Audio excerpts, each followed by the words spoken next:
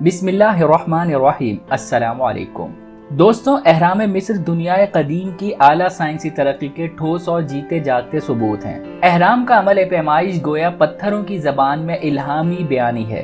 अहराम की साख्त व तामीर से अंदाजा होता है कि इस काम में किसी और ही दुनिया की मखलूक का ताउन हासिल रहा है।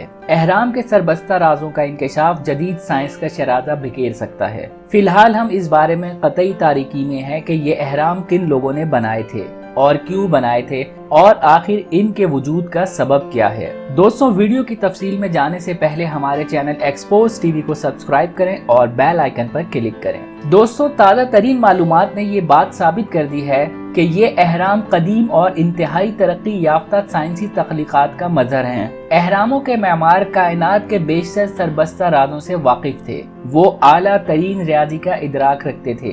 दुनिया के जोग्राफिया के बारे में इनका इल्म हैरत अंगेज था। काहिरा से चंद मील जुनूब में वाक़े गजा या गीज का इलाका, जो अमरीका के किसी भी औसत दर्जे के फार्म से ज्यादा वसी नहीं है, बिलाशुबा दुनिया की पुरइसरार तरीन जगह है। हैरत अंगेज अबू अल-हौल और दीगर अहराम इस आबो गया मैदान में सदियों से एक चेस्तान की तरह इस्तादा हैं। इसी वीराने में अजमत और रफ्ता की अनमिट दलील बना सरताने मुमताज खड़ा वो शी ओपस का अहराम है। कहा जाता है कि इस अहराम को फिरौन शी ओपस के मकबरे के तौर पर तामीर किया गया था। शी ओपस हजरत ईसा अलैहिस्सलाम की पैदाइश से 3000 साल कबल मिस्र पर हुक्मरानी करता था। बुनियादी तौर पर इस अहराम की बुलंदी 485 फीट है। इसका असास 13 एकड़ रकबे पर मुहित है, जो शिकागो या लंदन जीरी के तकरीबन 8 मुरब्बा इलाकों के मसावी है। इस अहराम की तामीर में पत्थरों की 25 लाख सीलें इस्तेमाल की गयी। इनमें से हर सील का वजन 3 टन से 90 टन तक है,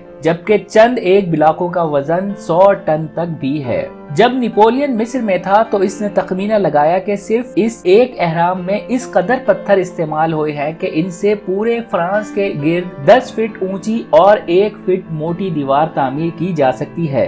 अगर इन पत्थरों की सिलों को 1 फीट की सिलों में काट लें तो फिर ये छोटे ब्लॉक पूरी दुनिया के गिर्द एक जंजीर बनाने के लिए काफी होंगे। दर हकीकत आज के इस तरक्की याफ्ता दौर में एक भी तामीराती कंपनी ऐसी नहीं है जो अहराम यानी पिरामिड बना सके। अहराम शी ओपिस के अंदर इतनी वुसअत है कि इसमें रोम, मिलान और फ्लोरेंस के तमाम गिरजा समा सकते हैं, और फिर भी इतनी गुंजाइश बाकी रहती है कि न्यूयॉर्क की एम्पायर स्टेट बिल्डिंग, वेस्टमिनिस्टर एबे, सेंट पॉल कैथेड्रल और इंग्लिश हाउस ऑफ पार्लियामेंट की इमारत भी इसमें आ सकती है। दुनिया भर की तमाम मशीनें मिलकर भी इस अहराम को अपनी जगह से नहीं हिला सकती, क्योंकि ये एक नाकाबिले यकीन हद तक भारी यानी 6.5 मिलियन टन वजनी है। बैरूनी सतह की सीलें, जिन्हें एक दूसरे के साथ इस कदर महारत से मुंसलिक किया गया है कि एक आम बिजनेस कार्ड भी इसमें से नहीं जा सकता। 100 टन वजनी पत्थर ऐसी नफासत से जुड़े हुए हैं कि इनके दरमियान जोड़ की लाइन तलाश करना महाल है। तारीखी तखमीने के मुताबिक फिरौन शी ओपस के दौरे हुकूमत में मिस्र की आबादी 2 करोड़ थी। जरा इस अहराम की तामीर के सिलसिले में फन नक्लो हमल इंसानी के बारे में सोचिए। इन तामीराती मसाइल पर काबू पाने के लिए 10 लाख से ज्यादा अफराद की जरूरत थी। इन्हें पत्थरों की कानों और फिर इस मुकाम तक ले जाना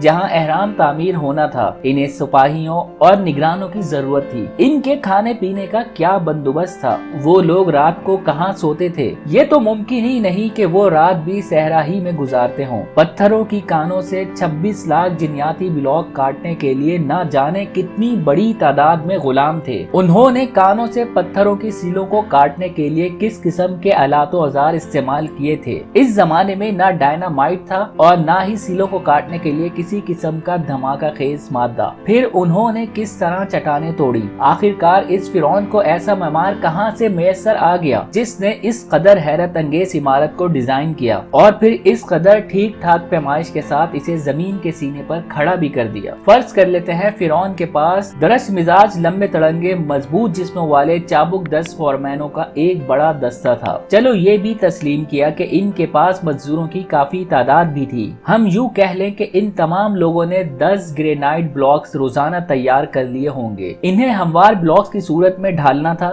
انہیں غزہ تک لانا تھا، پھر ان بلاکوں کو بڑی مہارت سے احرام کی تعمیر میں لگانا تھا۔ اگر یہ 10 بلاک روزانہ کے حساب سے ہو رہے تھے تو تکمیل احرام میں 2,50,000 دن لگے، یعنی 680 سال۔ اگر یہ بھی فرض کر لیں کہ ان لوگوں نے 100 پتھر روزانہ کے حساب سے عمارت میں لگائے تو اس طرح بھی احرام کی اوپس کی تعمیر 26,000 دنوں یعنی کم از کم 70 سالوں میں مکمل ہو سکتی تھی۔ کیا آپ تصور کر سکتے ہیں کوئی بادشاہ یہ جانتے ہوئے بھی کہ وہ اتنے عرصے تک زندہ نہیں رہ سکے گا، آپ اپنے مدفن کی تعمیر کروا سکتا تھا؟ جب اس احرام میں بے شمار راہداریوں، سرنگوں، شہد کی مکھیوں کے چھتوں کی مانند کمروں اور خفیہ مدفنوں کی تعمیر میں اس سے کہیں زیادہ صحت اور درستگی موجود ہے۔ بیشتر جدید تعمیرات کے برخلاف یہ احرام صدیاں گزر جانے کے باوجود اپنی بنیادی حالت پر قائم و دائم ہے، یعنی نہ یہ عمارت کسی بھی طرف 1 انچ جھکی ہے اور نہ ہی زمین میں دھسی ہے۔ ان احراموں کی تعمیر میں سرسیت کا سلسلہ بڑا طویل ہے۔ اس کی ایک قابل ذکر مثال احرام کے انتہائی اندرونی حصے میں تعمیر شدہ ایوان شاہی،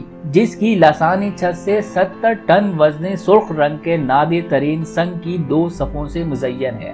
یہ سرخ پتھر صرف غزہ سے 600 میل دور واقع پتھروں کی کانوں سے ہی حاصل کیے جا سکتے تھے۔ اس زمانے کے مصر میں گھوڑا گاڑی یا بار برداری کی اور کسی قسم کا تصور بھی نہیں تھا۔ پھر اس قدر فاصلے سے یہ پتھر مقام احرام تک کیسے لائے گئے، یہ ایک بہت بڑا سوالیہ نشان ہے۔ ان چیزوں سے پتہ چلتا ہے کہ قدیم دنیا سائنسی علوم میں کس قدر ترقی یافتہ تھی۔ دوستوں، امید ہے آپ کو آج کی ویڈیو پسند آئی ہوگی۔ اس درخواست کے ساتھ آپ سے اجازت چاہوں گا کہ آپ اپنا اور اپنے چاہنے والوں کا خوب خیال رکھیں اور ہمارے چینل کو سبسکرائب کرنا نہ بھولیں۔ ویڈیو کو لائک کریں، کمنٹس کریں اور زیادہ سے زیادہ شیئر کریں۔